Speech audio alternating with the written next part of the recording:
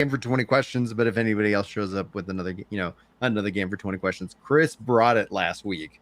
I don't know if you watched all the way through. No, 20. I missed it, dude. It was a good, like, holy crap, dude! We were struggling on 20 questions last week. It was good. We whittled it down, but not enough, and it was just like we had to bring out a Hail Mary, and we did not stick the landing for that.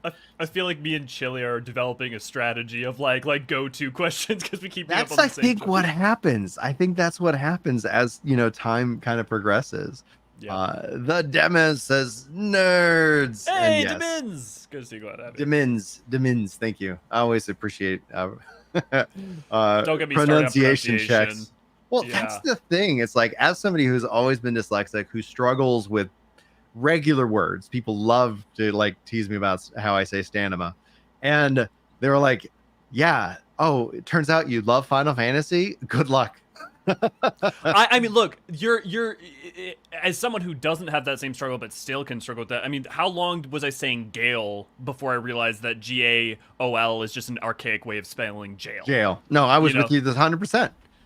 Well, and that's the thing that's like, I learned so much. Like, Final Fantasy has been a really good educator in terms of like language and culture. I'm like, I didn't know that was a thing. And then you go look it up, and my wife, I don't know if it's on my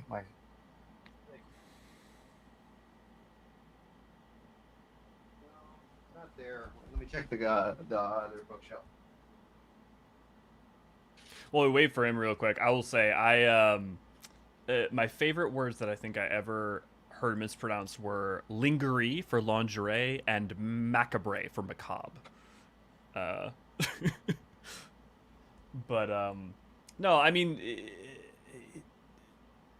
I'll wait for Brian to get back. But there's a lot of really interesting studies about how the RPGs. I can still hear you, by the way, like with the. Oh, okay, right. You have your. Yeah. I was like, I'm right here, just looking for a book. My wife got me a book of like ancient monsters and stories. That is the exact book that the developers referenced on like one panel, what they use and stuff, and it's fascinating. It's just like, anyway, it's just like you can easily nerd out. And anyway, you were saying. No, yeah, so just to go on that side for a moment, one thing that's really interesting to me is that a lot of the historical and mythological references used in Final Fantasy games are very common, even in, like, the West, but some aren't. What's interesting is that some of the reference points and words they're using come from books that were only only in Japanese. Mm-hmm. So it's like you have this interesting thing of, like, there are certain myths and stories and representations of things that are cross-cultural because they've been translated into multiple languages, and there are some that are more particular because they haven't been translated into English, but they exist either in Japanese or like the larger Eastern world. Yeah. Yeah, but I was just gonna say that like the amount to which video games have increased the average vocabulary for like children and people engaging with them over the past 20 years, like there's been a lot of interesting studies on that, and it's just it's really profound. It reminds me kind of actually, so in Japanese there's kanji, right? There's like one of the parts of the writing system.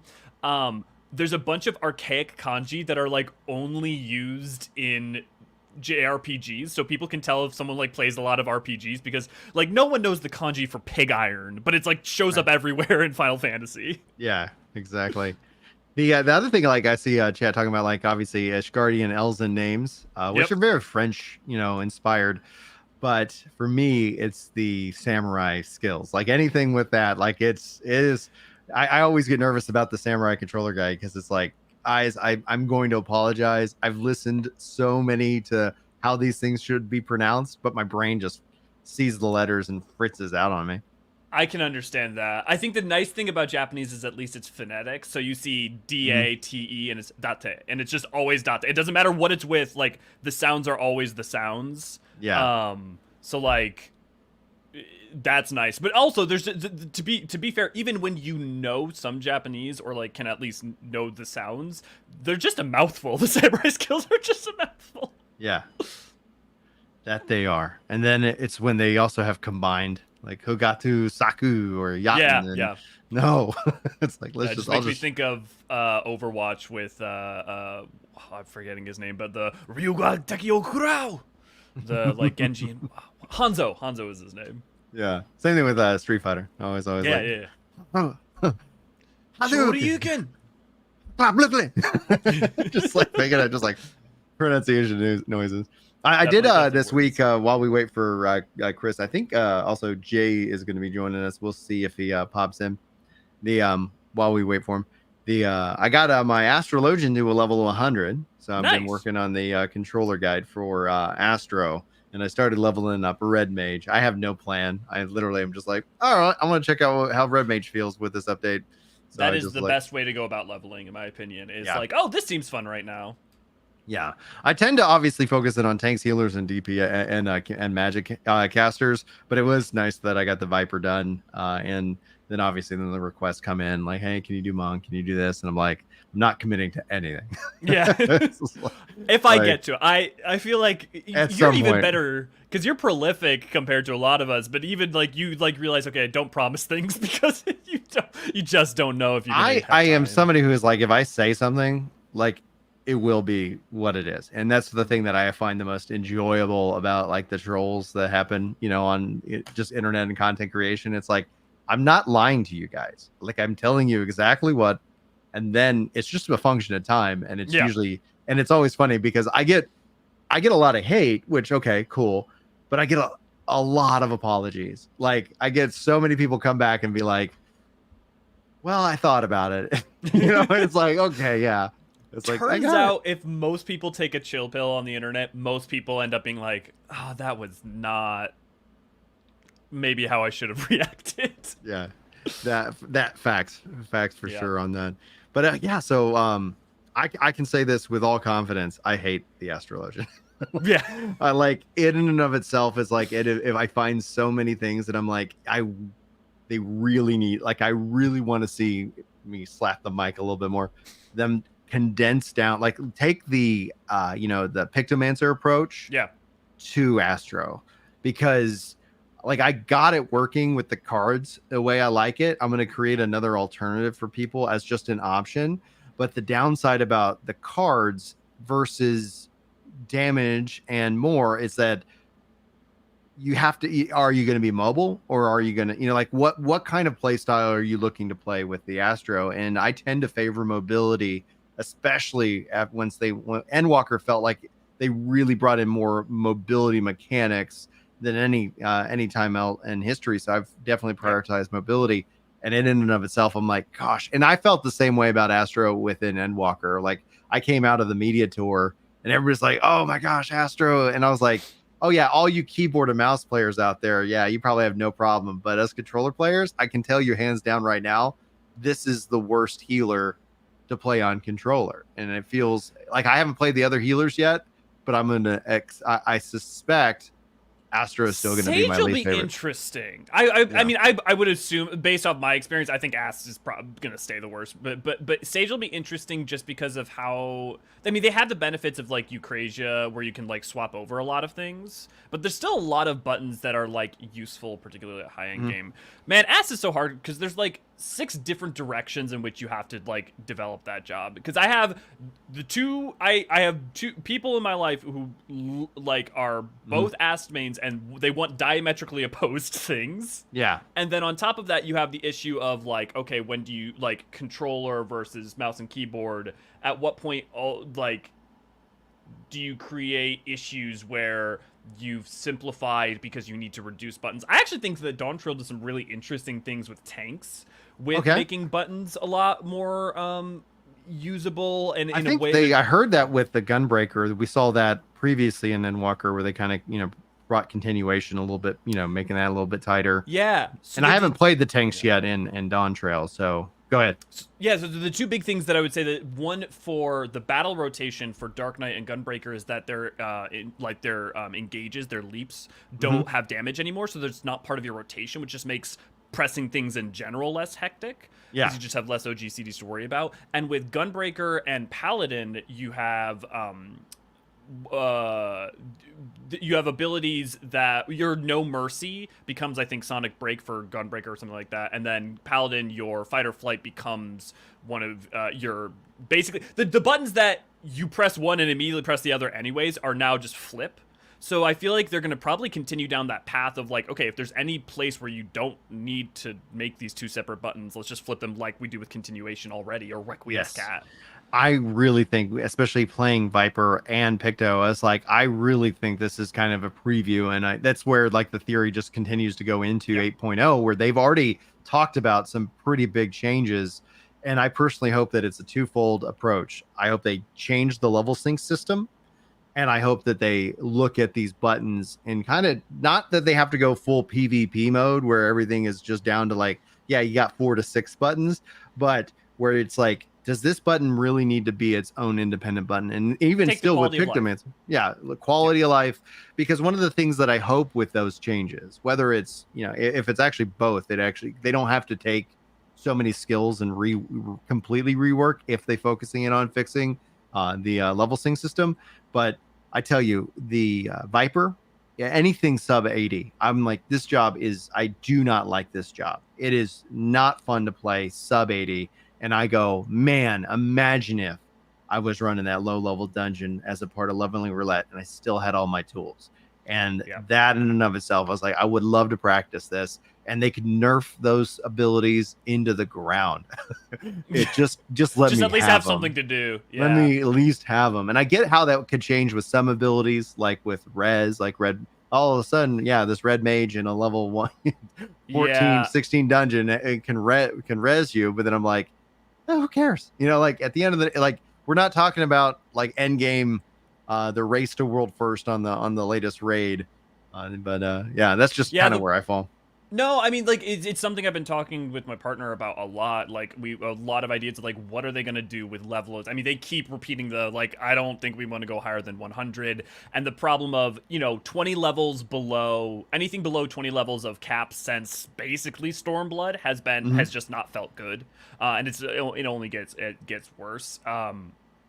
It's so it's a problem that we're coming up on. Like, they kind of have to address one way or another. It's Hmm. just kind of a question of how. Yeah. I think the one difficulty with is that I agree that if the balance in early dungeons is a little borked, is it how bad is it really?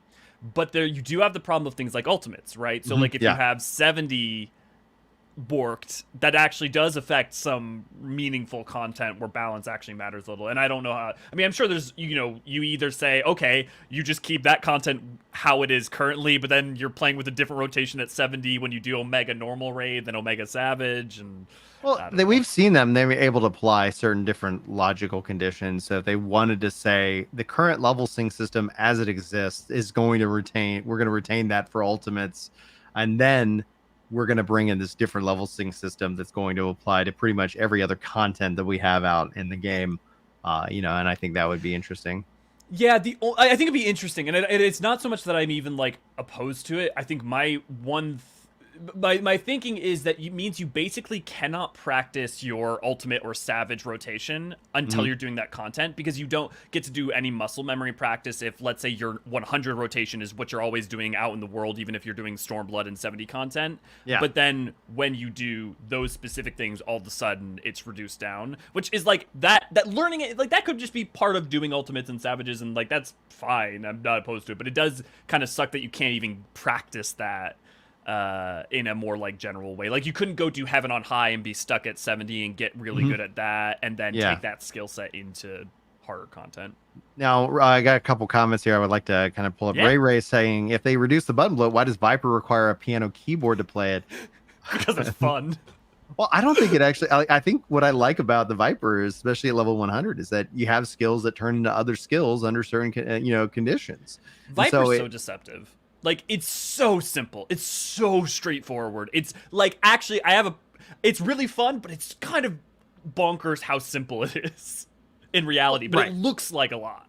It looks like there's a lot going on, and I find that it actually works really well on controller, and that's the Yeah. only thing. It's like I was like playing it sub 80. I was like, yeah, I really wish I had more. And then that more is there because you've already experienced it, and then you're in lower level content. And that ties right into Nevulink, who says, I mean, there are the Unreal versions, and that is something where I was hoping we might see them expand on Unreal, because Unreal could be that solution to the level sync, in which that you just get to go run all the older content at the current level, and you don't then have to preserve like you don't have to worry about impacting ultimate. You don't have to worry about impacting leveling roulette, etc. You can just be like, here's my ultimate, whatever. And then it's always going to be like, now it's all tuned up to level 100. You're going into it. You're doing that. Here's the rewards or whatever. But that would Yeah. imply a lot more work because we've seen them with Unreal, and you can catch me up because I'm not Yeah. an expert on the game anymore. They were cycling them in, and when they would cycle one in, they take one out. Have they ever started doubling up or having more or having ones That return? I know of, they haven't done Return because it was doing a Realm Reborn, and then the past ones that they were doing was Heaven's Word. So they had Sophia, Zervan, and Thoradin was the final one of like the last one. So we don't they may go into Stormblood whenever they bring them back. So I don't think they brought them back yet. I will say Unreal is one of the things where I think I'm more sympathetic with how much it's easy to not realize balance shifting things, because like the level to which just having something like Divine Veil on a Paladin when facing Thoradin and how that changes things versus doing him synced at 60 is kind of crazy. And so it's like I actually it's like all the ways in which you don't just have to balance for like potency, but also for the sheer difference of having 2 extra mitigation on a tank, right? And then like scaling that across all the different jobs and all their different weirdnesses. And so like I do think that like you could, with like, if you brought that back, if you do the like Unreal style back out to like normal dungeons and stuff, it's like you just have to accept that it's gonna be a little borked, unless they're willing to put in a ton of effort, which maybe they are. But I mean, they got to do something, because yeah, early it just, most jobs don't feel, I would personally say, playable or like fun, even kind of fun until 60, and even then only some feels fun at 60, and then a lot don't even feel good until like 80 at these days. I think if they go and start like with what they did with Picto, where you have all the different elements like on one button, and then you can go into like another button to do even more damage. That it's like, oh, cool, you get all the elements on Pictomancer. Why doesn't Black Mage have all the elements? Well, like, what are you talking about? What's that? It's like, imagine if all of a sudden it's like, I'm gonna open up with lightning and then fire and then finish off with like, I don't know. They could do so much with the job. Well, and that's where I wonder with 8.0, like, what is going to be their direction for that. I do wonder if we'll see that level, kind of not level sync, but level restructure. Level, they gotta do something, and it's like if we're going to see that, what's going to happen in the long run. And I think there's a lot of opportunities, a lot of things that they can be doing and probably will be doing. It's just like, that's where I'm like, is Viper a preview of bigger changes, meaning that people get to go hands-on with it, and they get to be like, oh, the skill swapping isn't as bad as I thought. It isn't the one button press to win fear that people kind of bring out when I've talked about this.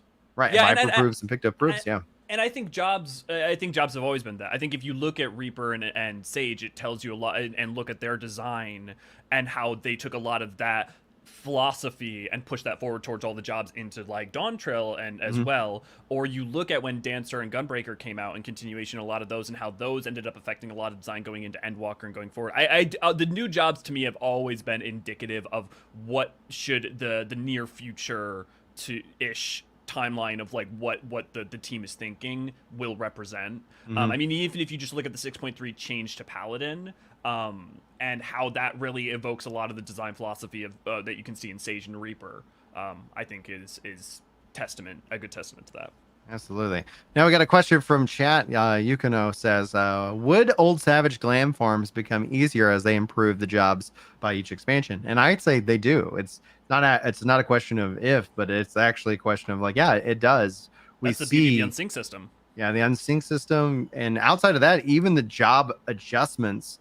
I remember like every time there's been an expansion and I run some of the dungeons from the previous stuff, it feels like everything just melts down. Now, part of that is my gear is at the maximum gear score for that dungeon, but the other part of it is that I feel like things and potencies and all that get adjusted, that I remember just like, yeah, some of these dungeons, I remember Stormblood dungeons specifically running them, and it was just like we were cutting through everything like a hot knife through butter. I was like, well, I wonder if we can beat our time. Well, You know what? Maybe that leads into something kind of good because we were talking. You wanted to talk about Dawn Trail difficulty some, Yeah. and I think In the real show, Chris texted and said he yeah. was caught in Oh, traffic, okay, so we'll hold that off. he's Okay, yeah. 10 minutes away. Okay, yeah, well then I'll hold off for that now. But it's I think people a lot of time underestimate the level to which gear will let you get away with stuff, like even just an extra hit from the boss or what weakness it does.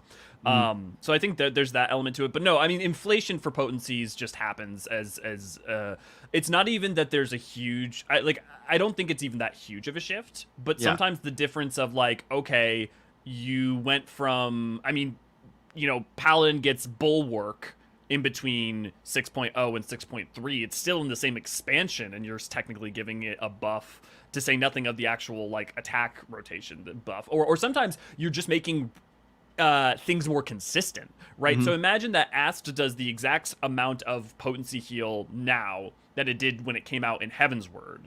And you remember the amount of bullshit you got to like juggle in Heavensward, right? So just making easier to be consistent.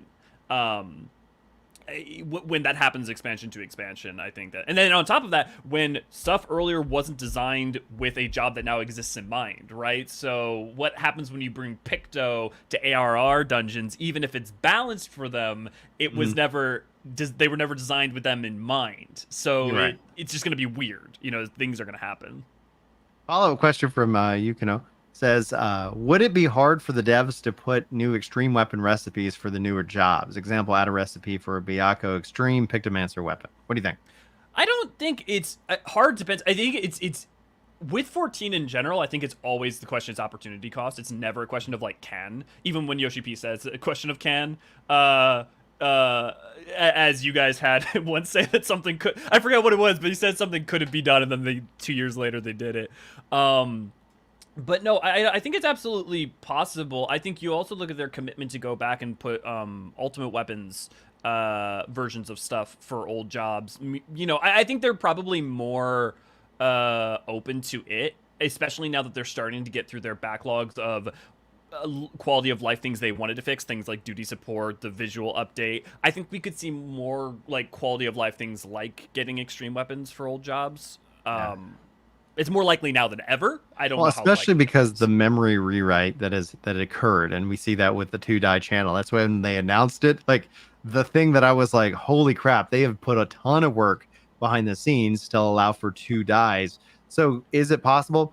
Yes, I think what I would push back on, or I try to reframe just the wording that we would use to think through this, is that I don't think of development as easy or hard. I always think of it as a function of time. And so you take it as a function of time and a function of priority.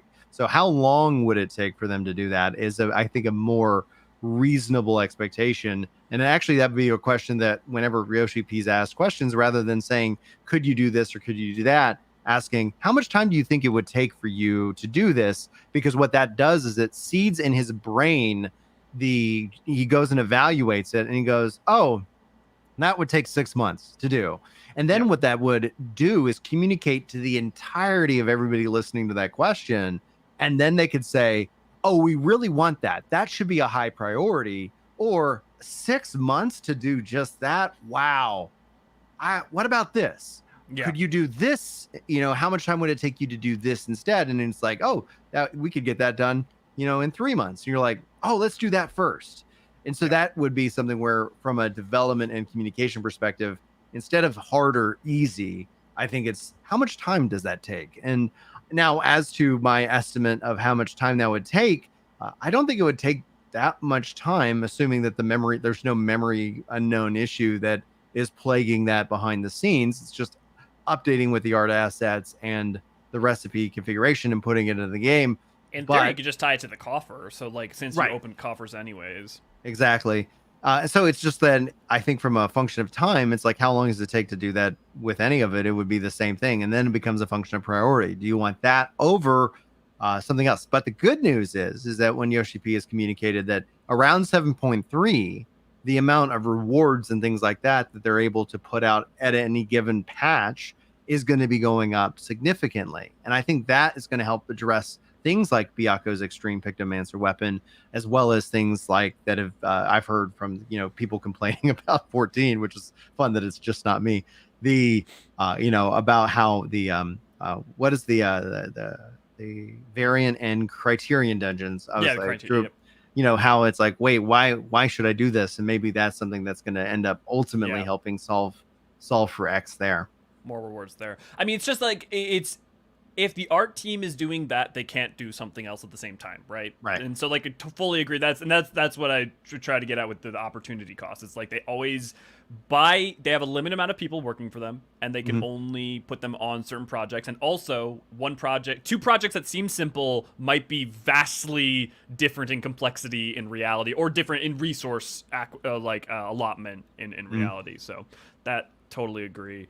I think, yeah, especially with the fact that they keep nodding towards something like a Binding Coils rework, I feel like they're running up on the old things that we've wanted to fundamentally fix for a long time, getting to those things. And my question then is, what is it? Because I don't think they're going to stop looking backwards towards like refining the game earlier on, because that just doesn't seem like their ethos seems to always have had that in mind. So like, yeah. It's gonna be cool to see. Are you playing any other games outside of Final Fantasy 14 right now? Intermittently, honestly, I've been on like almost a little bit of a game break just because I've had some physical health issues. But the biggest thing recently is I've been playing a lot of Elden Ring with Shadow of the Erdtree. And then beyond that, I keep just playing random mini like horror games that I find, and I don't know why, but I can't stop doing it. Last one I played was Clap Clap, which basically premise is when you clap, the light turns on, and when you clap, it turns off. And horror ensues. One thing that's been interesting about that is, have you noticed the rise of the sort of PS1 era graphic fidelity games that have been coming around lately? So this has been a thing that's been up and coming that I've been watching for a long time. There's been things like Bloodborne Kart and what have you. But the same way that sprites kind of had that resurgence in like the early teens, late aughts, you're starting to see people have like either not just nostalgia, but taking the sort of PS1 high dithering, low color depth art style and creating kind of like a new modern version using it. And there's a lot of projects and animation stuff using it, and I find it very cool. As someone who like the PS1 era, I kind of missed it, like mainly like I was on like N64 and more that's the PS2 is more of like where I like really hardcore came in, but it's been really cool to see like the inventive ways people are using the archaic style to create like a something even more evocative. Yeah. See, I definitely love that sprite based, obviously the 2D HD that we've been seeing. I'm really looking forward to playing Dragon Quest 3, the remake, and then 1 and 2. Like, I'm really excited about that, and I really hope, I want them to be successful, because I want them to honestly like make sure that these classic games have new life. Like, I would love to see Secret of Mana brought into, like how would that look in a 2D HD world, while maintaining kind of that quality. Chrono Trigger, Final Fantasy 6, I was just like, give me 1 through 6. I would love, And I think that would be great. And I think they did a really great job with the Pixel remasters for 1 through 6. And I just actually moved my PlayStation downstairs, so it's like, yep, I'm gonna keep playing. I'm gonna finish Final Fantasy 7 remake. I want to get into Rebirth this year. Me too. I need to get to it.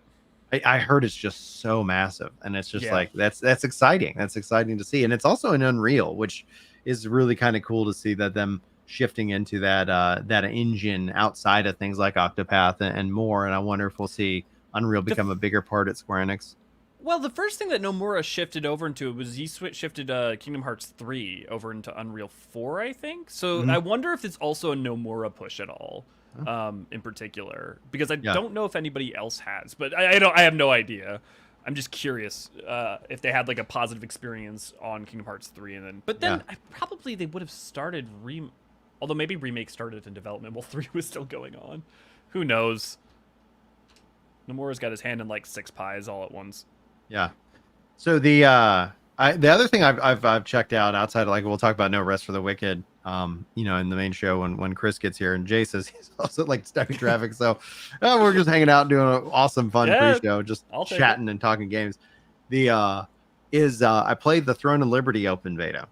Nice. And honestly, I came away way more positive than negative, to where before I've often made the case that the strongest thing that Throne of Liberty has going for it is its mystery. People haven't, it's a new MMO. It hasn't been solved. As soon as it's solved, people are gonna like be bored with it. But from a performance Professional issue. perspective, from a controller perspective, like I was like, oh, I still have massive concerns about it being a free to play game. But Mm. then I connect that into like, well, if it's on GeForce Now, it's like I like to play, especially free to play games for free for as long as I can, then determine if I want to actually reward the developers.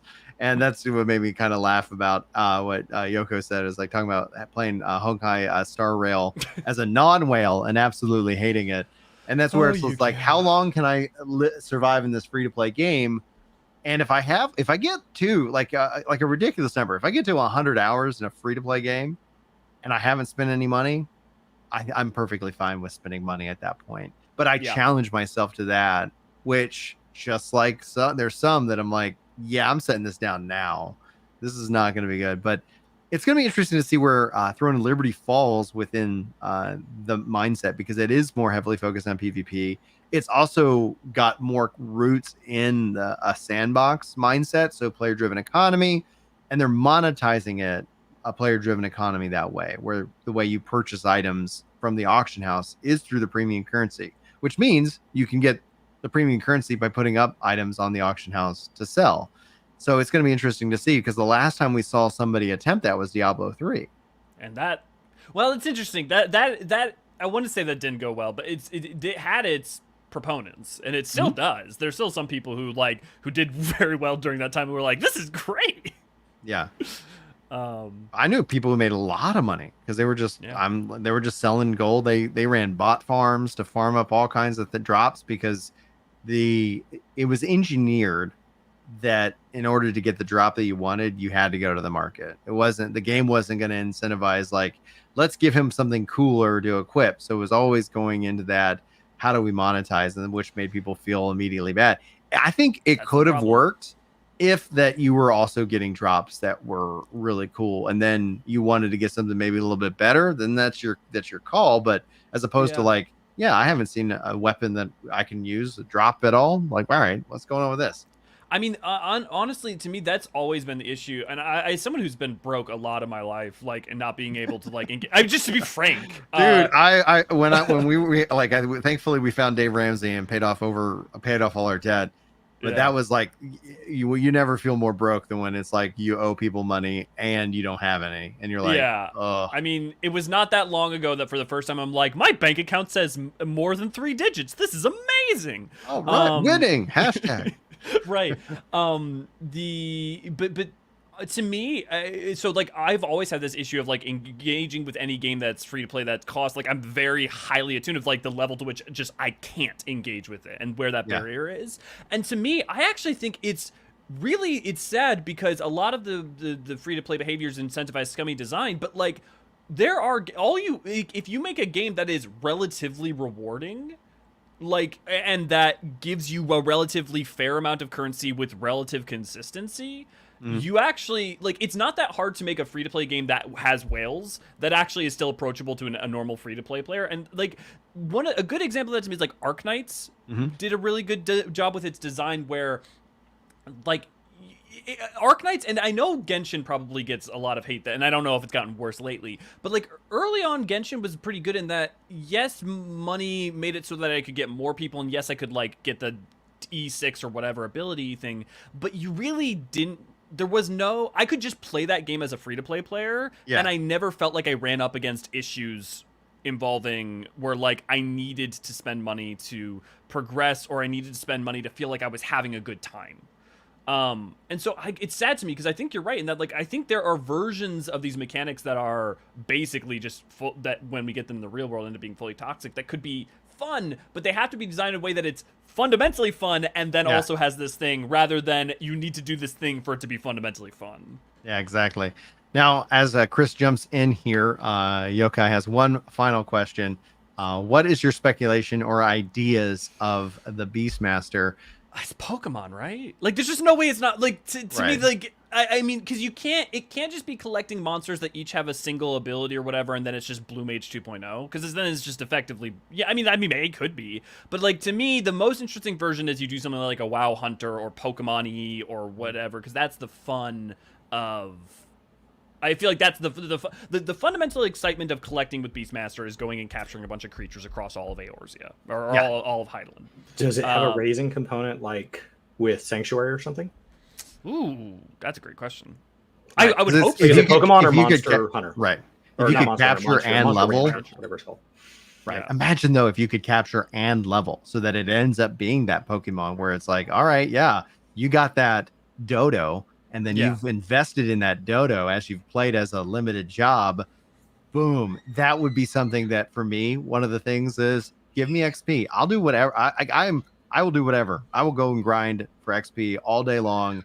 And just like Chris have said, especially when it comes to Blue Mage, imagine if you could constantly go back and get those abilities. And after you got that drop of that ability to happen 100 times, all of a sudden, visually, the ability changes. It becomes something that you can chase after. And then you're in a piece of content. And then all of a sudden, people are like, what the heck was that ability? And you're like, oh, that was just White Wind. But I got White Wind 1,000 times. And thus it turns into just a more of a spectacle and less of a, has no extra, changes to the mechanics or something. But I was like, yeah, that'd be sweet. So if they did something like that with Beastmaster, I don't know how then you go and not apply some of that to that. Like, that's where it's like, can we get every job to have a limited version as cool as this?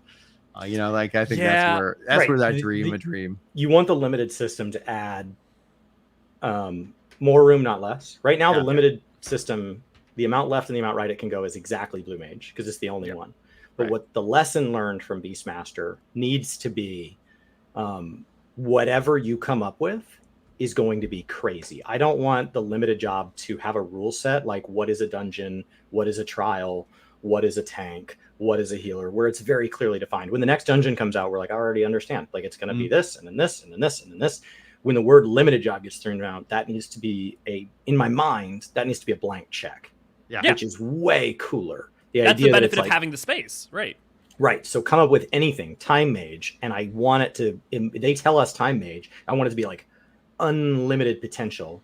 And I don't want you can only go in solo, but you can actually like change, like rewind time, like because I don't know how you do that with multiple people, but you actually can like fully like just do crazy. Absolutely, stuff. And it needs to be crazy as opposed to having some spreadsheet jerk come in and tell you why all of your crazy ideas can't happen because they have this pile of evidence that says it can only go so far left and so far right, and it's clearly documented over the previous 100 iterations.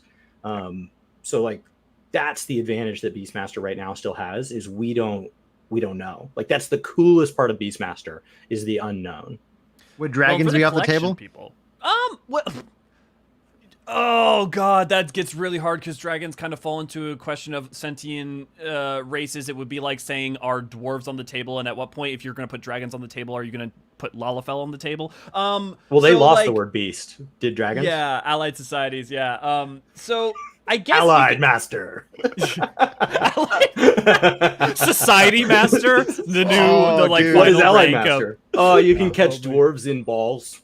Oh my god. Oh man. Just you throw them out, they're just drunk and they're just like using their steins and just beating people. Swinging them from their beard. Oh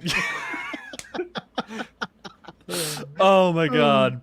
But like the thing is to think about the collection people. Like I fall into that of like collection people of okay, not only do you have to collect all the creatures, but you also every Pokemon, every monster has to be leveled up from 1 to 10, right? Let's just say. And so you've now got an extra layer of people. If you want to engage with that, awesome. You get to go level and worry about all that. If you only want to level like 2 of them and those are your guys, like then you don't have to. So that also might be a. Are we a primal? I mean, if we have Allied Master, absolutely that's a game of black and white. Like, what a great title. Like, absolutely that's a game of black and white. Oh my god. Black and white was a game that was almost as much fun when you stopped playing as it was to be playing because your brain just went, I'm a god and I can be terrible or amazing. That is the like Grand Theft Auto meets Sim City, but before Grand Theft Auto. Dude, that is like worst best game to give someone when they're like 12 years old.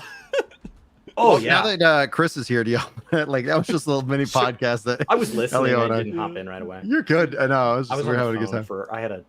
And Jay might still join. He said that he got stuck in traffic too, so it is a stuck in traffic day. My wife and I might buy a house. Oh, exciting. But I was Texas? on the phone with it. Yeah. Okay. Well, you've talked about moving. It would be further north, so it would be closer to you. That's not why. It's but you could have lied to me for my birthday. You could have just lied to me. I would have believed you. Well, we really miss getting to hang out in the real world. Yeah, we only bought it to use the one day a year, just to be closer to Brian. The rest of the year, it really didn't make any sense. No, it was built like 100 years ago. Mm-hmm. So there's a lot of questions. So I've had phone calls with, thankfully, like I've been in and around the real estate industry a long time. My mom was in and around the real estate industry.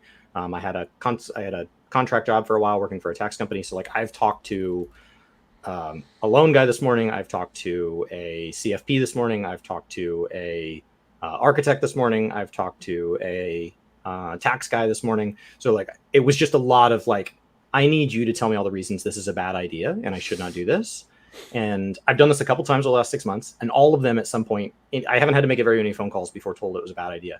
Yeah. I've talked to like 7 people this morning, and they all pulled up the house and said, I think you got to buy this house. So we're getting closer.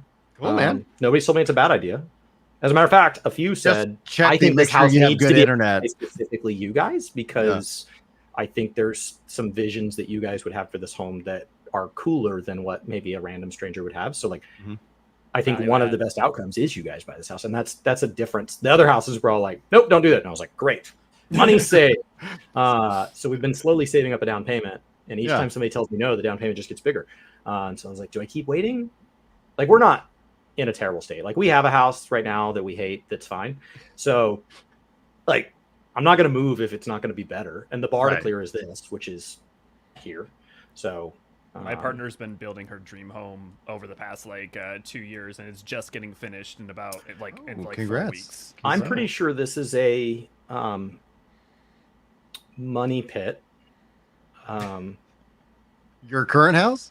The new one. Okay. I'm pretty sure there's like a golden saucer based primal living under the foundation, and we just shovel funds into it at an unlimited rate. And so I thought I had a lot of ammo why I shouldn't buy this house, and people are like, I don't know, man. It seems like a pretty cool primal. So like, welcome to House Talk with Elio and Chris. You guys ready to kick this thing off? Like, would you be in charge of the renovation? I go, in charge of the renovation? I'm pretty sure it's a YouTube channel. Like, I'm pretty sure that's just content. This old house. That's the channel. This old house. That's this guy. Like, no, and not this old house like any old house. No. This actual old house. This specific old house. This specific old house. It's a dollhouse surrounded by dollhouses. It's in a historic part of town, so it's just a whole neighborhood of 100-year-old plus houses. Cool. So like, and it's just a question of like, do you buy this doll? And my whole thing was like, well, then maybe we save up a little more and we buy a different dollhouse in the same neighborhood. And the architect looked at all the neighborhood and goes, there's not. Like, it's not that many that's better than this one. Like, just to be clear, like, you think there's 50 more like this, I'm telling you the number is much smaller. So like, if you don't get this one, just recognize maybe you don't get an old house. And so that kind of scared me a little. I don't know. That's where I was. That's why I was late. Oh, you're good, dude. You're good. Well, guys, we're going to kick this off officially. We've had a nice little fun mini podcast talking Final Fantasy 14. We will bring up 14 a little bit today, just kind of give everybody a brief overview of the show. We're going to talk about that. We're going to talk about No Rest of the Wicked's latest update. We're going to also talk about the Blizzard Union news. That's going to be kind of our 3 main topics. And then if we have time, we'll do 20 questions. We might have to cut it because today is Annie's birthday. Tomorrow is my birthday. So it gets busy. It gets busy around here in the summertime. So I'm going to fire off. Months of the year. What's the biggest gap in birthdays?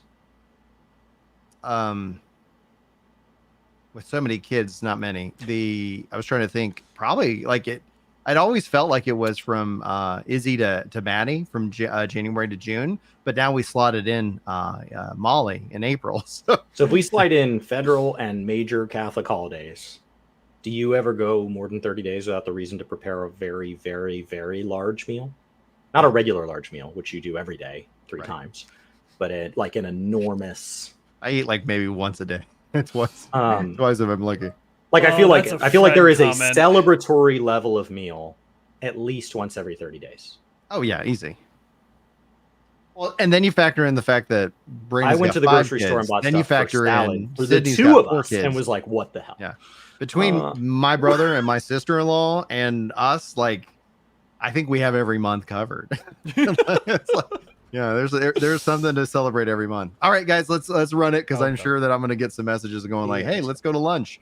So, all right, here's the intro.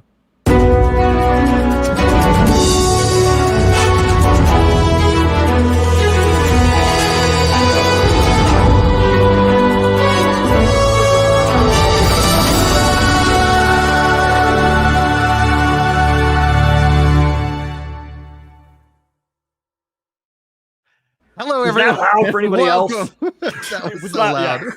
That was so loud. That was so funny. Oh my gosh. We will fix that in post. Welcome everybody to the Crystal Core Radio Podcast. Brian, Chris, and Elio here today to talk to you guys about what's going on, the latest in gaming news, some Final Fantasy 14, some No Rest for the Wicked, and also some insanely interesting information about the state of Blizzard and some changes that are going on there. I think it's going to be a fun discussion and a fun podcast. If you guys are here with us live, we film this every Friday at 11:30 a.m. Central. We had a mini podcast before this one because Chris is going out to try and decide if he wants to buy an old house. 44-minute late intro. We're going to run the whole thing. We're going to run the whole thing. Pre-show, 44 minutes in, start the intro. We'll do it live. There it is. Exactly. That's how we do it. And we got Elio back here on the show. I really enjoyed you and Chris's kind of podcast when I was out of the office, and I really enjoyed listening to y'all's perspective on Dawn Trail. Again, I haven't played the story, so please don't spoil it, anybody. That is something I'm looking forward to. I made the announcement. I'm now 75 pounds down. Still not at that 110 marker, but making progress slowly. And I hope that I can make it happen this year, but we will see and all that. But I want to open up today's show with the Blizzard news. I think this is something that is the hottest topic because it is something I see brought up online all the time. This is an important discussion because it's also married with that we've seen so many layoffs within the gaming industry happen over the course of just the last year alone, pre even the acquisition of Activision Blizzard and Microsoft. And so what do you guys think about this? I'd love to start with you. Let's start with Elio, and then we'll go to Chris about this update. Yeah, I mean, look, having worked for Activision Blizzard, like, this just doesn't surprise me. Also, it's something that I feel like the video game industry has been in desperate need of. I wish it wasn't. I wish it wasn't something that was necessary. But I at least from my experience come out of this thinking like this may be a little bit messy while they figure it out, because there isn't, there's not a lot of historic there aren't a lot of unions when it comes to gaming, right? So there's not a lot of the same groundwork that you can apply across disciplines that would be the same for something like SAG-AFTRA or any of those groups. But I see this as a win, although it may be a little bit messy for a bit. I'm hopeful, and I'm sad that it's necessary, but I do think it is necessary. Yeah, and for those that don't know, Blizzard formed a union, all of World of Warcraft, the developers, the engineers, the designers from California, and also to the Austin team as well. Huge. So the entire, and they called it like the World of Warcraft Guild or something like that. Yeah, it's like Creators Guild or something Creators like that. Guild. And so they have formed this union, which has been what people have advocated for whenever you see these rounds of layoffs happening. Like, why don't you all unionize? And from my perspective, just the high level is every choice has positive and negatives. Just figure out what the heck you want. And I was like, yeah, if people want to unionize, I'm not going to get in their way. And if they don't, then that's fine too. I'm always just like, pick something for your, that you want to do and go for it. What do you think, Elio? It was really interesting to me that like Microsoft was hands off in its creation in the first place. Because what was it back in 2022 or like sometime they were basically said, hey, if you do this, we won't stop you. Like they basically said that, and I was really shocked. And sometime during either right as they were acquiring Blizzard, and I wonder what the thought process there. I wonder if part of it was just hey, if they don't unionize or someone does something, the federal government's going to step in at some point, and nobody wants that. Nobody wants that, but also I just don't. I mean, I'm like, stop sitting on your hands. Like everybody's like, oh, we just need the government to get its stuff together and figure it out. I'm like, I've been alive for 40 odd years, and maybe once I've seen that happen and work. It's just like I'd rather say like take your own life in your own hands and figure out what like go fight for your rights and the things that you hold dear. And, I'm not going to wait for somebody else to come riding in on a white knight. I just mean Microsoft in specific felt that if at some point, if like the unions didn't happen, a more annoying version of like the FCC stuff. And a few years ago, they started being more neutral towards unions back in 2022, something like that. I think that's Microsoft in general. Yeah. So there's been kind of the groundwork for this. The government in this is kind of the parent. And what you've got is one kid punching another kid. And in a perfect world, none of Brian's kids punch each other. But to say it's okay, dad will be the reason that one kid doesn't punch another. It would also help if the kid being punched had the ability to better navigate that situation. I'm not saying the best solution is to arm the kid that is getting punched with the ability to punch back. That sucks. But we're in a situation where one kid is punching another. So unions, in my mind, I have family members that work in both manufacturing and in airline unions. Those are the two unions I have the most exposure to from literal family members, and kind of seeing how their career differs from mine working in non-union based industries. And from my perspective, unions make water muddy. They allow bad behavior to flourish. They allow people who actively don't want what's best for the company to sit in roles and be immune to punishment and be guaranteed raises and all these things. However, that comes from family members explaining what they and their family members do. And like some of my family members that serve in law enforcement stuff, some of the things they brag about, I'm like, wow, that's really awesome. They're great pride in your industry. And some of the things they brag about, I'm like, I don't think that's the flex you think it is. And so like, but when they also describe what their employers would do to them without that union, when I see what the employers propose from their side, the union is the opposite side of a pendulum that I wish had never swung so far in the first place. So it is the thing that claws back some just basic protections that the employer was not doing. So I think in this case, in the gaming industry, we are past due for unions, not because I like unions, not because I think unions are like HOAs. I think they make everything more complicated than it needs to be, but we're here now. One kid is already punching the other.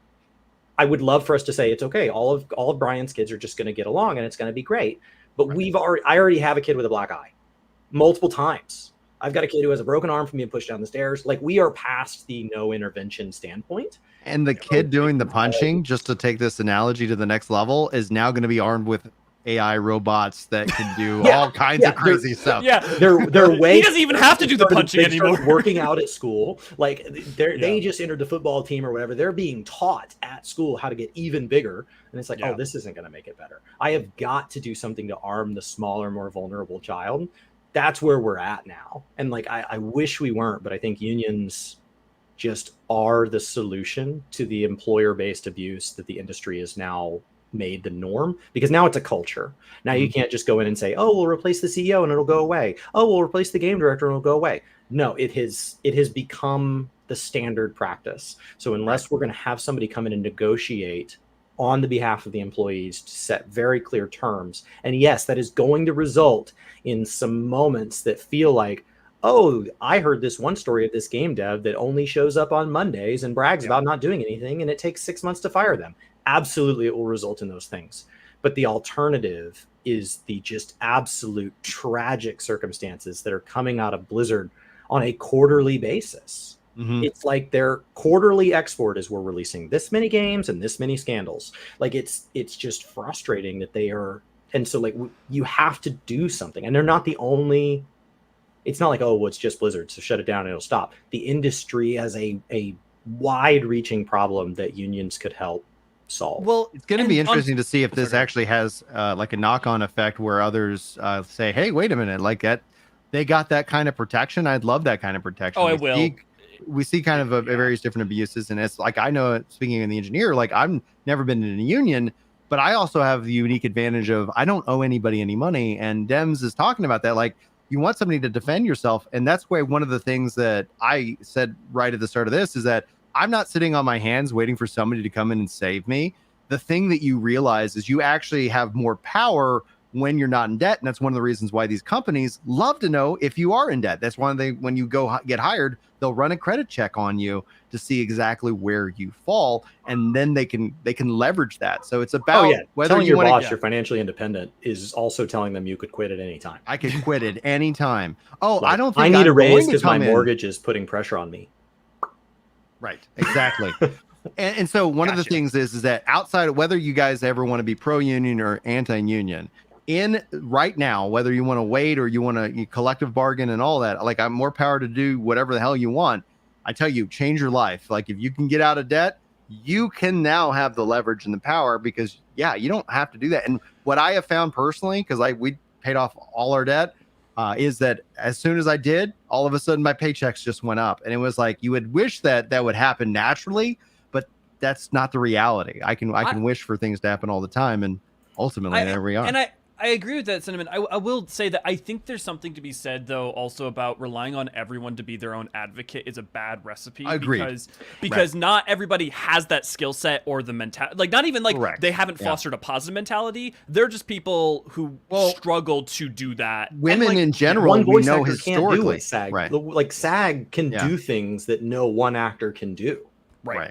So like it's not as simple as like, oh well, so and so is just not going to, or this certain director is going to get boycotted. That doesn't have the same knock-on effect that SAG saying this is what's happening. It's systematic and it can be And it's not perfect. It's not perfect. I wish it was better in the first place, but once it's not, that is one of the best remaining solutions. Right. There's also that gender divide, to your point, Elio, because we've seen historically that women also don't advocate. They'll take less money. They will accept whatever because they also feel like if they push back and they ask for more, then they're perceived as somebody who is not fun to work with, and we don't want them on our team and things like that. So there's those kind of added pressures. So you're 100% right, but my point being is that I'm not going to sit here and wait for somebody else. And not that you can't also go and try to figure out how to get that collective bargaining or how to find somebody who can advocate for you, whether that's a recruiter or what have you, if you're uncomfortable with that. But don't sit back and be mad because the world doesn't work the way that you wish it did. Figure out a way to either, make it your own, jump in on it and more. Totally and I speak as a developer. I don't think if I ever given the option, I would join a union. I do like that level of independence. I do think there are some trade-offs with every choice, but within the creative side of game development, I've long been like, they need some level of protection. They need some protection. Like the reality, like the thing is that it's at the point where not even like abuse, but just the churn. Like I'm just gonna frame this on a selfish level, right? On a game player, if you are if someone who plays video games, what you want is a certain level of video game developers having institutional knowledge. You do not want people to be constantly churned out of the industry, and all the knowledge that is and all the lessons that are learned from the creation of a game is gone. Yeah. And I've ripped people out of the gaming industry to bring them into the just the business industry because they were, and I did it for a dime. Like it's like they are underpaid dramatically. So all of a sudden I can get somebody who's experienced as a developer at a really good price. And yes, we did give them raises, and yes, they did go from there. But for them, it felt like they got a massive raise when in reality, it's like, that's just one step above entry level, for this job. And then all of a sudden they're like able to take that experience. And so I've siphoned off game developers because of that very fact. Go ahead. Well, yeah. So sorry. Just to continue off that though, like the thing is that large and medium-sized and most game companies understand this. It is part of the system to know that they can pay less, not care, and churn people out because they can use the passion that people have for this specific industry.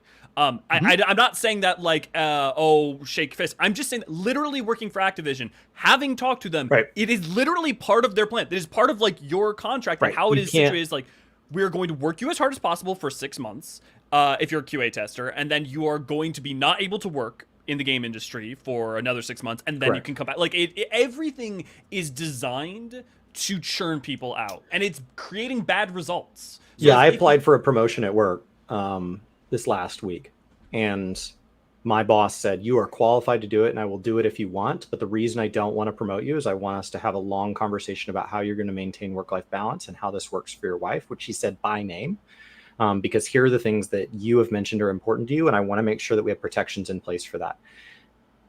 At the time I initially received it, she just told me no. My boss just told me no. And then as I had a chance to sleep on it, I realized my boss was being an advocate for me. That is not what is happening in the gaming space. You are walking in and saying, this is a franchise or an IP that I've loved since I was a child. And they've said, fantastic. We're going to offer you 10% less. Fantastic. We're going to work you hard. And so I told my boss, the transition to the new job would be really hard for about 5 months. And I said, I'm willing to work harder for 5 months. And her effective response was, you may be willing to burn yourself out over 5, but I'm not. You are too valuable to me in your current state. Long-term speaking, I don't really care what you do over a 5-month period. And that's just not, like you said, that's not what the gaming will do. If we can burn you out over the next crunch, we'll replace you. And that's why you see and it's resulted in bad games, because we've had these games that have just had massive turnover. We've seen multiple these basically effectively quadruple A $1 billion things. And it's like, it's not quadruple A because that whole purchase price, which does make it quadruple A, was not applied to one title. That title was made 10 times. We had to redo work over and over and over that didn't make it to the final product because we kept turning over the team. And none of them are moving in a healthy manner. They're all on the edge of what they can manage at all times. We just hear horror stories about the workload. And that's before there's anything about somebody getting mistreated because of what group they're in, or anything that would be considered a crime. That's before any of that. Like, just the workload itself is already a reason that. And even just this on top of that, right? The lack of security. It's like you don't have financial security, and that's considered a positive. And you don't have even job security. Right. So it's like you don't. Project could be canned at any time, and a union and then say, you are required to have this much in the bank, and you are required to pay it out. We see this with athletes, we see this with actors, where like something happens, a movie doesn't get made. Are they still paid? If they're hurt on set, are they still paid? Like, these are questions that, and sometimes a union does a good job negotiating it, sometimes it doesn't. There's been some real frustrations about certain unions in the way that they have not been responsive enough to AI specifically. Of course. I get that. But the alternative is nobody advocating on your behalf. Like, the alternative is substantially worse.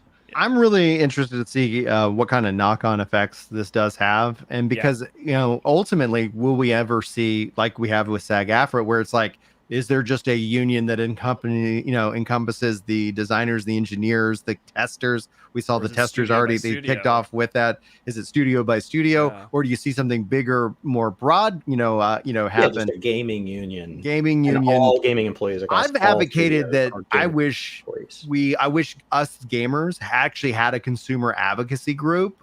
People were like, "Oh, the ESRB advocates for the companies, not for gamers."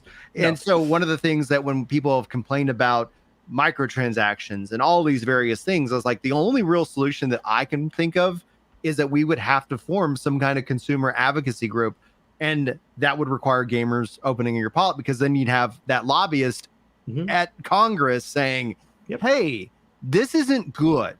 Like, it's good for the company, but it isn't good for the consumer. It's ruining kids' brains with these gambling mechanics, yada, yada, yada. Let's talk about, and my solution is, I don't think that they should get rid of it. I don't want to go in and say the government needs to flex on how you choose to monetize your game. But if you got gambling mechanics, it's an M-rated game. I don't care what else it has. Just make it an M-rated, like 21 a name. Just like gambling. And it's like, show your ID at time of purchase. You can do it. It's rated R. That's fine. Go for it. We're not stopping you. We're just now informing the community, the consumer. I can buy alcohol today. I could leave here and go buy alcohol, but I cannot. My nephew cannot buy alcohol. Right.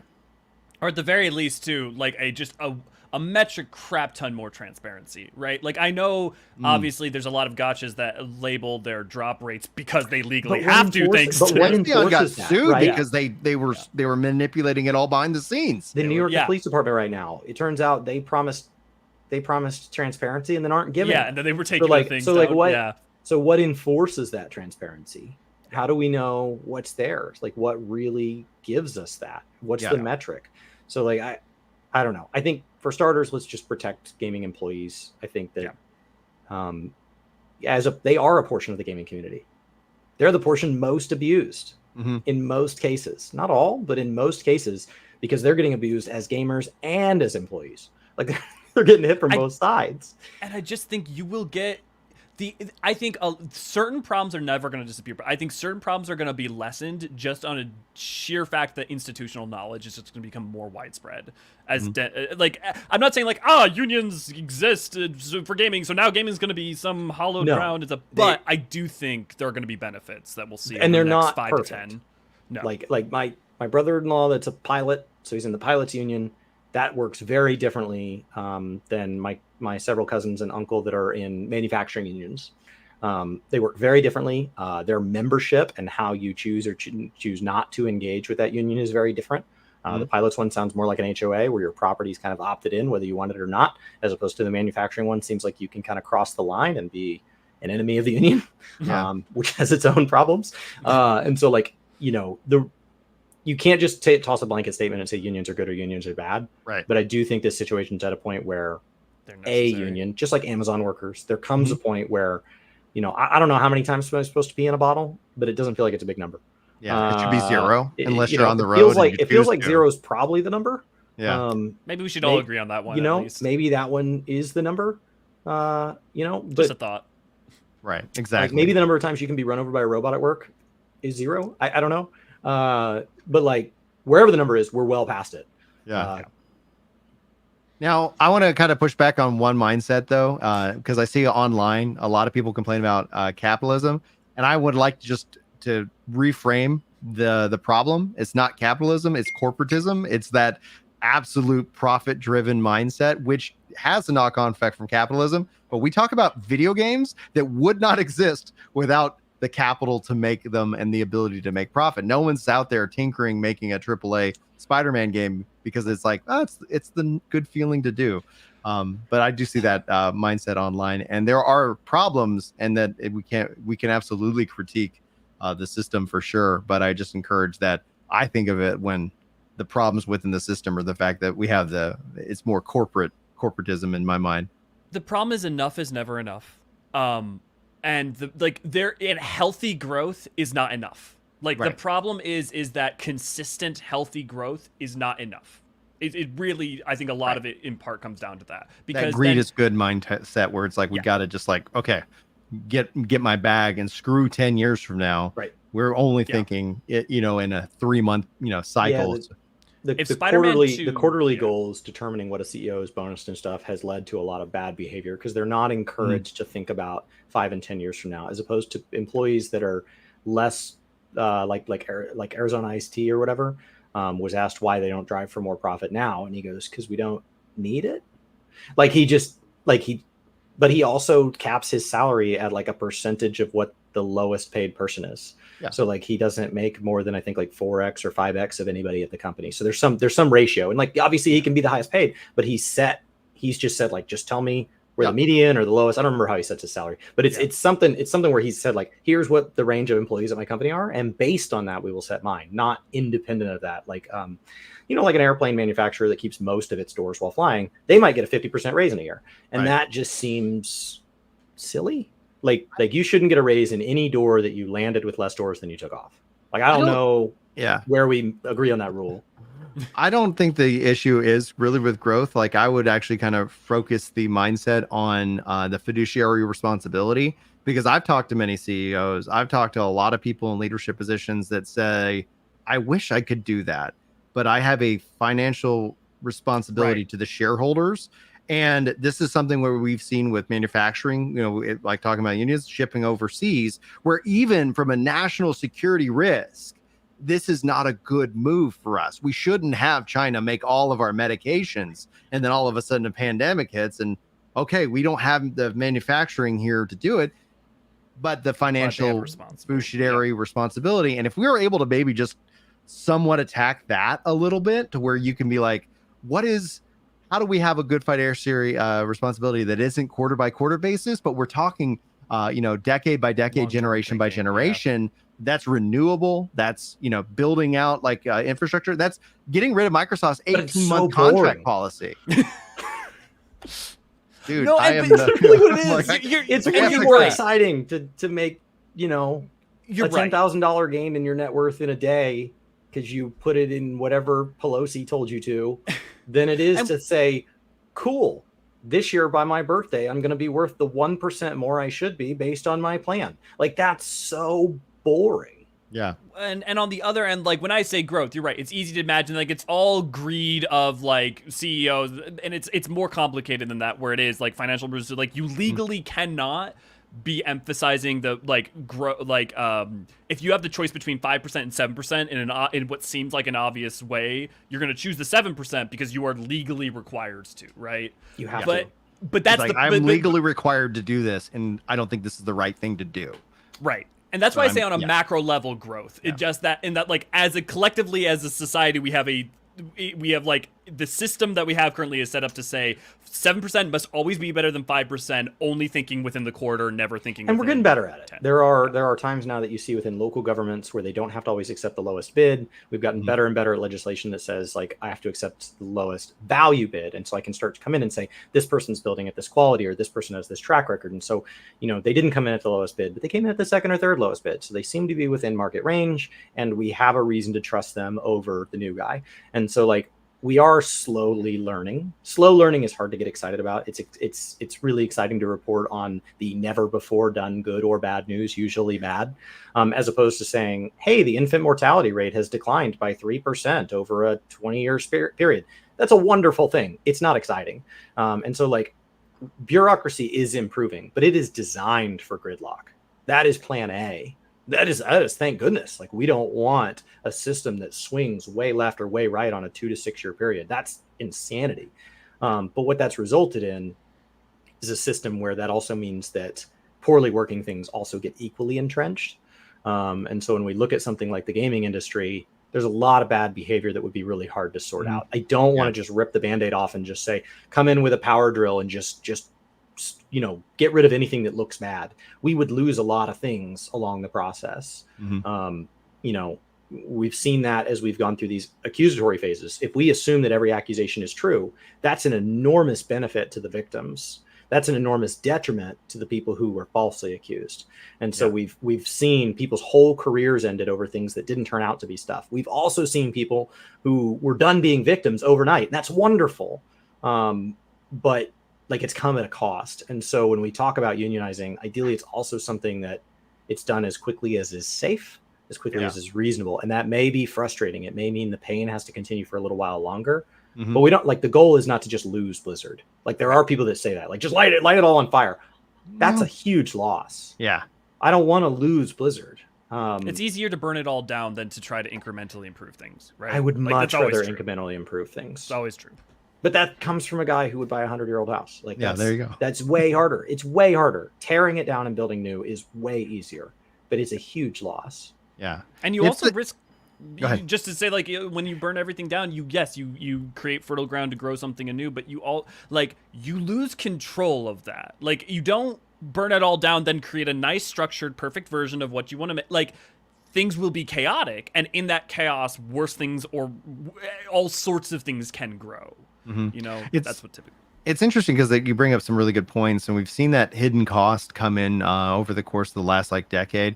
Ninja was kind of trending with a video of his this last week talking about how his general rule is he's just never alone with a woman that is not his wife.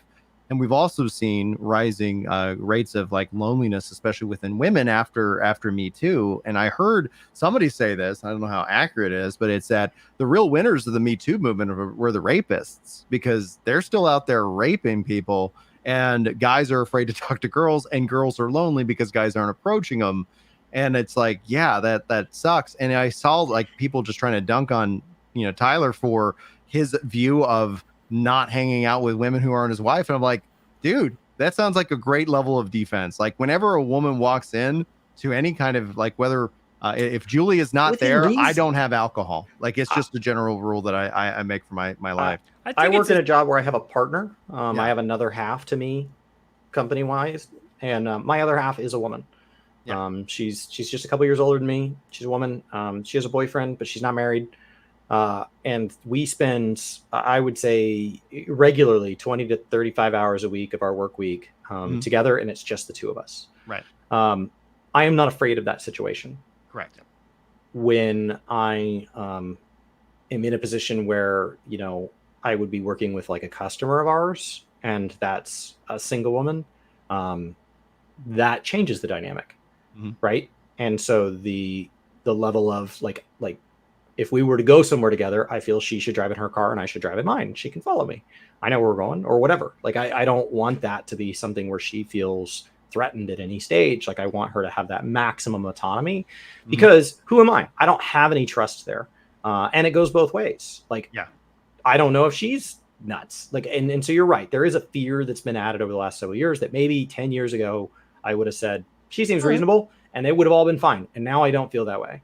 Yeah. And I hope that advantage is working out for her just as much as me. But I don't think you have to take it to the point that I have a chance for this job, but it comes with a partner that's of a different gender than me, and so now I don't want this job. Like, I don't think there needs to be a fear of just insanity. Unless you have news to share, you also don't have over $30 million and a very recognizable social media presence that, you know, like somebody in a celebrity status would take. It's like, I also can't afford the lawyer he can, and and my version of bankruptcy, his version of losing everything is still a lot better than mine. At some point, that's also about trust. His version of losing everything is better than my best outcome.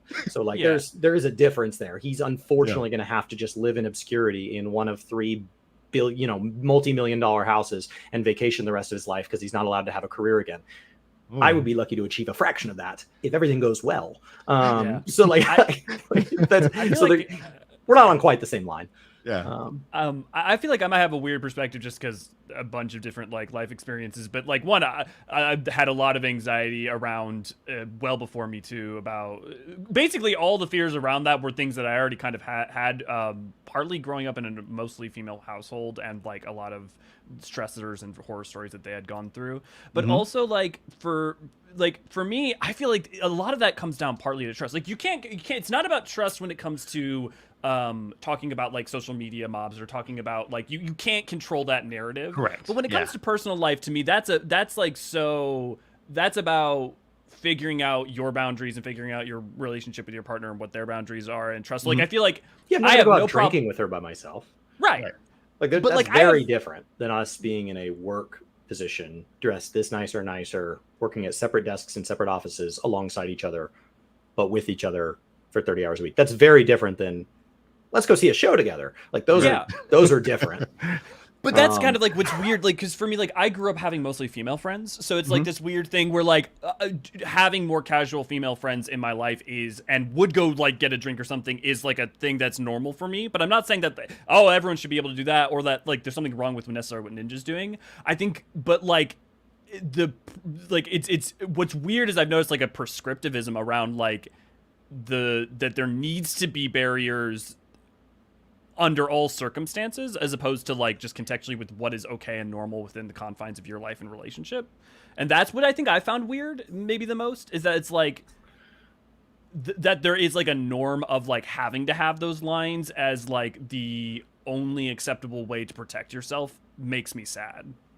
Because I don't think it has to be that way, but I think it's also about protecting like your significant other, right? So it's like for us, it's like, anytime, and I, it might be a shocker to people, but like sometimes people hit on me, and it's like I always kind of, it's flattering, and it's just information that I give Julie, like, hey, by the way, the so and so, said this, and we kind of get a little chuckle out of it. And for me, it's just like I just give Julie all the information, and thankfully I work from home, so I'm not, like there's nothing like that, and it's not that I would say that Julie would ever have to fear that it's like I want to step out, but I always just think of about it as I'm playing defense.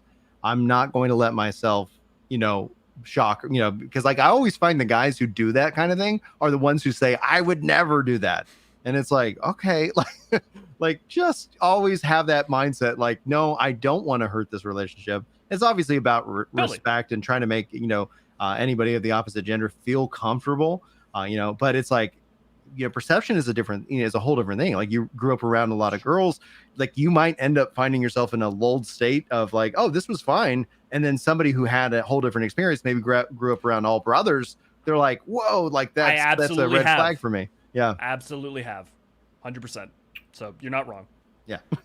I think where I struggle most with it is it seemed to draw this divide where I think it further drives this divide that we can't be equal in areas of things. And there are definitely things, especially as like my wife and I talk about aging, there are things that her body's going to age differently than mine, right? Due to just differences in the way that our bodies work. When we look at the amount of body fat we should carry, when we look at like these things are just different. They are just fundamentally different. Men store a lot of weight on organs, and so it can cause a lot of damage really fast to carry a lot of extra weight. And so it's something I'd like to avoid starting a lot younger. But also, like when we look at muscle, I can still build muscle for a long time, especially as you have men that consider things like TRT. Like there's a ton of that, as opposed to her body won't. And like these are just scientifically backed statements. That said, that doesn't need to get so far into defining the conversation that like my mom was the primary breadwinner. She was the one who was always on the road. She was the one working. My dad was the one who taught me how to iron and how to sew buttons on pants and pick me up from school. And so these are things that here in the US are defined by traditional gender roles as swapped. And so that's just the house I grew up in. And so like when that gets taken to this full extent where now, if there's going to be a home parent, it has to be the woman, or if there's going to be somebody that's the higher earner, it has to be the man.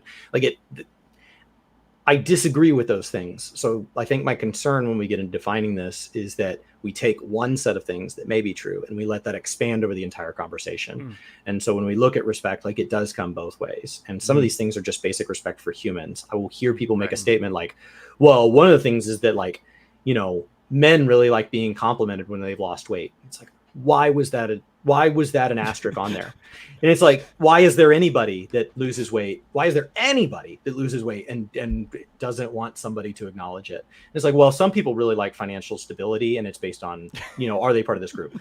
No, everybody likes that. So like, Did you know that women like being happy? You know, yeah, it's like, well, some people like feeling just being safe and safe respected. relationships. And it's like, screw off. So I think that's my trust. concern in this conversation is that we very quickly sometimes start to draw a line that's so firm in the sand that now we've got to say two statements that were identical statements. Like, like that, or sometimes when I get frustrated. Respect. Nobody likes to be assaulted. Like nobody, like it's like, well, women really hate when like a man grabs them. It's like, I don't want to be grabbed either. That can just be a human statement. Like I'm not trying to say that like all humans that we need to be the weird dressed spandex thing from Community. Like I'm not saying it needs to be the humans, but like there are times that it's that much more of a blanket statement. I also don't want to be assaulted at work. I also get weirded out in dark alleys when there's a stranger lurking in the shadows. That makes me uncomfortable. I lock my car door. I do that. That is not some people of a certain group are really weak and get nervous if somebody had a knife and they didn't. That's me. Why did you bring a samurai sword? Oh no, I didn't. You know, a drunk stranger next to me bragging they have a gun. Oh, not comfortable. Uncomfortable. Like, wait, on you? Okay. I think it's time to go. I think it's time to go. So like that's where I think these conversations sometimes get a little bit off. And we see that within the gaming space as well, that there's certain groups of people at these companies that need more protection than others. No, some of these protections should just be unilateral. And if that happens to benefit one group more than another, either anecdotally or objectively, fine. But we all deserve that respect. That same protection. It's not like, well, only the group who's been assaulted in the past deserves to protect from assault. How about we just move to like a no assault society? Like what if we strive for that? You know, like that. I don't think that diminishes it in any way. Hashtag goals. Like, all right. No, I think go ahead, Elio. Wrap up this subject. We'll jump. We're good to move on. All right, guys. This week I've been really thrilled because the No Rest for the Wicked released its third update, update number 3, which focusing in on the Crucible, the end game. And for those of you who've been following my content, literally just absolutely in love with this game. It is incredible, and it makes me actually want to go play Ori because I have never played those games before. So I thought I'd kind of give my thoughts about the update. I know Elio said in the pre-show he hasn't played No Rest, but it feels like it's something up his alley. So how we do this in past is usually these guys have really great questions, things that I don't think of ways to communicate it. So I figured I would just give a brief summary of the update, and then you guys can kind of just ask me whatever you want about the state of No Rest for the Wicked. Sounds good.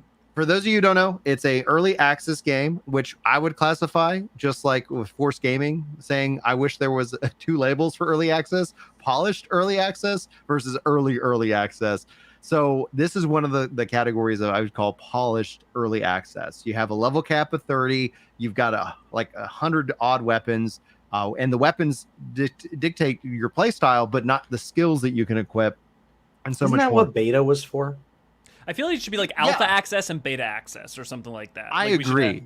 I agree with those terms. The problem is I think within game development and marketing, they've marketed betas as like all it is just a preview, hype driven beta. Isn't as that a opposed demo? to Didn't we have all of these words? We've had these words. Like we don't have to did at reinvent one English point. here, right? Right. It's a Like, we beta. could just- the game we launches could just next take the week. words we It's like, were guys, using and it's just not a beta. Use them. That's not how that Yeah. works. The only one as a kind of just an aside, the first Descendant, they actually used the beta label correctly because they had multiple betas spanning over like a year and a half, 2 years, taking the feedback, and then people really enjoy their game. I've Did had people fun get with it. upset at all? Like, because the thing is, okay, because I'm just curious if like, because what would happen is if I you put money on market, it. yeah, if you like market now with the correct term, people get upset because their expectation is incorrect, right? Like if you created something early access, but it was like an early alpha, people were like, this isn't early access. Well, and that's PAX A. Like PAX A would be, and they say they're in alpha. We're like, we're still in alpha. We're not in beta yet.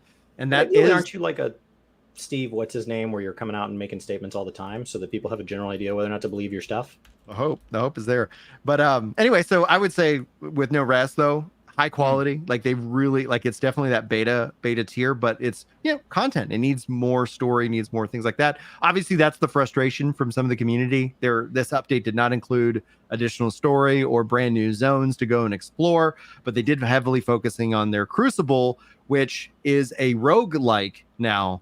And for those of you who aren't aware, I have a horrible addiction to roguelikes because that one more round just becomes a huge thing. So just like with Vampire Survivors is what this update is. I literally looked up and I was like, I wouldn't have stopped playing. I was listening to one of those Manosphere podcasts talking about like, work out, get enough water, go to sleep. And they said, go to sleep. And I look up at the time and I'm like, oh, it's midnight. And I usually try to be in bed by 9. And I was like, I sat down at 8:00 with the intention of playing this from 8 to 9. And it is now midnight. I think I might have a problem here. So it introduced that. And I absolutely am head over heels, even more than I've been.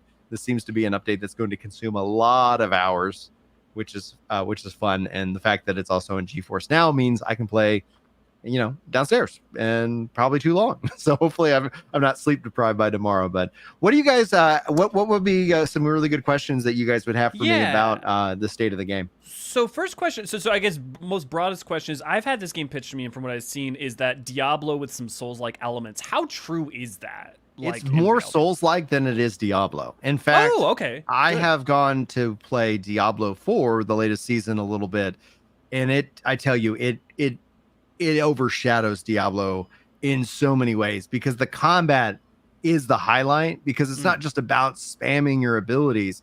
Regular enemies can come in if you're not like, you want to know, you want to look at timing. And so it has a challenge to it that keeps you engaged, so that even if you're running in the open world and you've leveled up and you've got really good gear, you can melt things down, but you also got to be very well aware of like, oh, they blocked your attack and now they got you on the defensive and they're knocking you around. And then all of a sudden a buddy comes out from, like, hey, I'm gonna, like another, you fall into a category where you're now outnumbered. Like it's a very skills based ARPG. That's awesome, because in an isometric way. Yes. Like for me, like my big problem with Diablo and a lot of the other Diablo likes the action RPGs is like there's just not enough skill expression for the fun part to me. So so that makes me started in Diablo 3. They started to move towards this rotation based method where there became an optimal method, and the method was to rinse repeat. And it was done in the name of balance. It didn't achieve balance, but it was done in the name of balance. As opposed to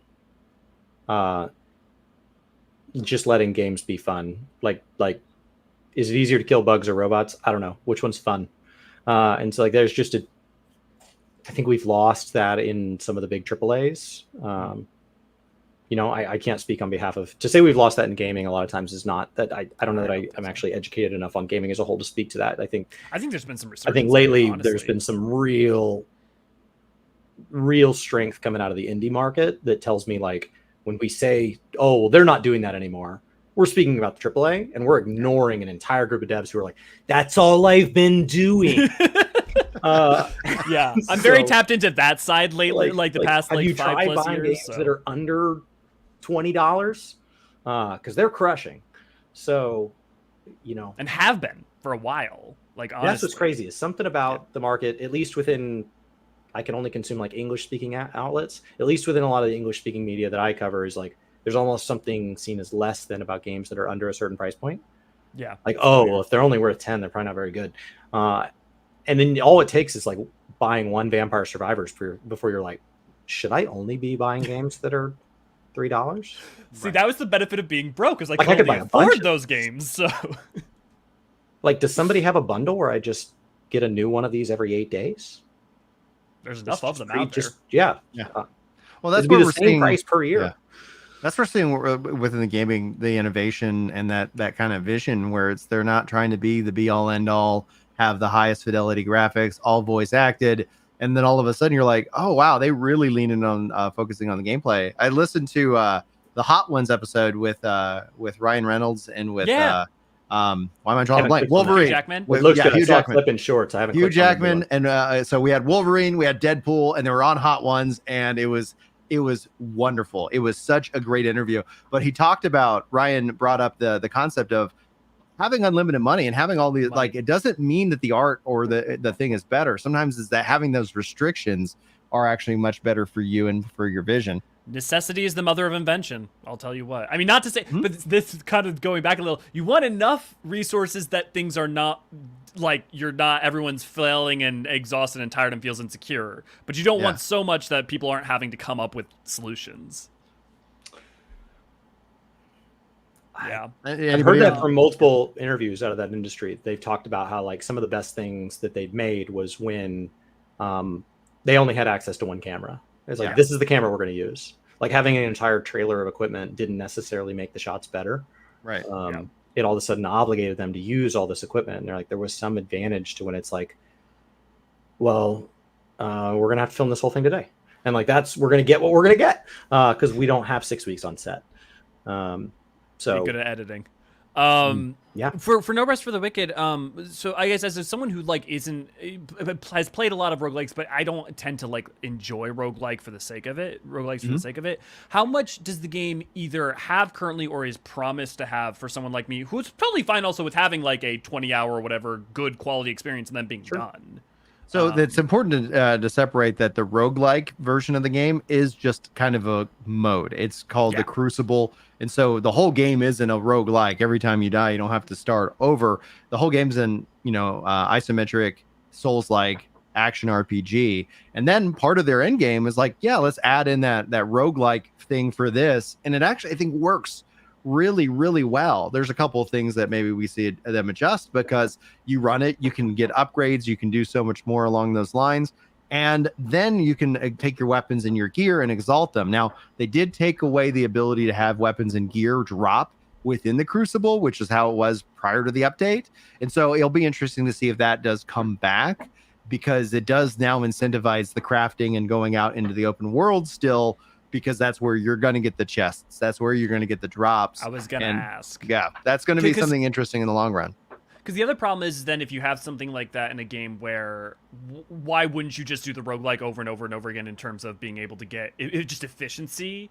Then it's like someone like me, I have the problem where when I have the simultaneously lover of the open world story brain and the efficiency brain, and I cannot ignore the this is just so much more efficient. Why am I not doing this even if I don't like it? We'll break the fun out of anything.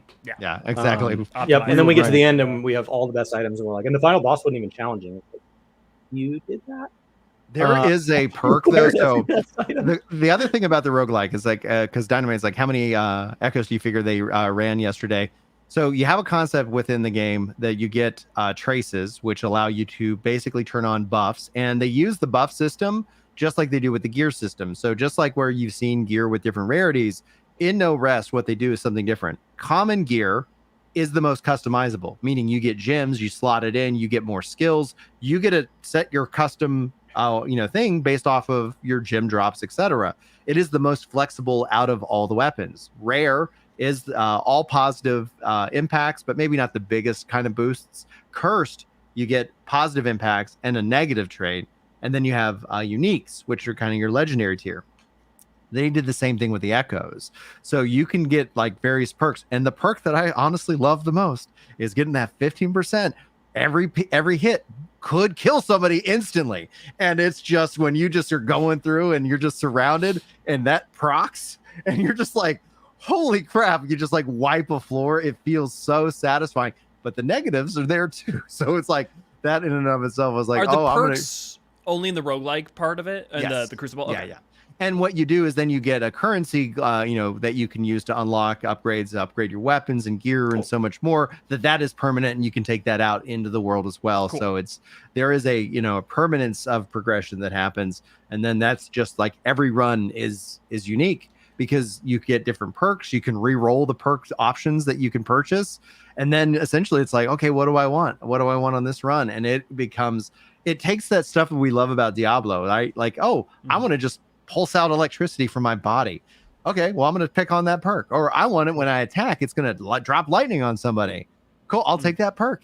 Or I want damage up, or I want this. And and I just unlocked a new tier, which I'm super excited about, that opens up the legendary tier of echoes that can drop. It took a long time grinding it because somebody was Simon was asking, how many runs have I done? I have to be at least 100 or 200 runs in. But like it literally just the higher the number is if you count when I go in and just get died immediately. Like it's like, oh, I messed up, I'm dead. I fell into that pit.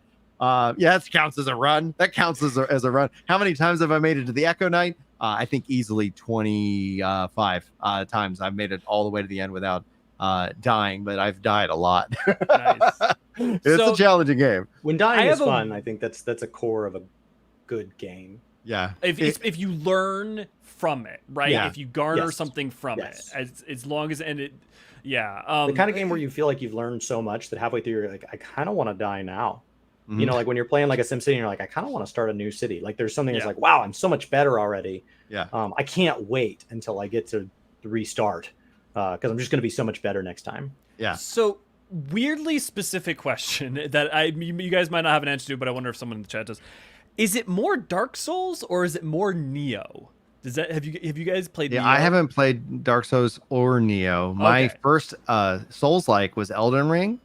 And and I've really enjoyed that. In fact, playing No Rest has actually made me a better Elden Ring player. So I stepped back into while we were waiting for more updates to No Rest. And I was like, oh, wow. Like people like, wow, you're really doing good. Blocking, doing all that. I was like, I get it. I get the concept. Cool. And I get how I like that it makes me make choices. And then I always question, well, should I have done that? Or what could I do differently? And so it's been, it's an enjoyable experience. It's got a really good game loop that I find very, very appealing.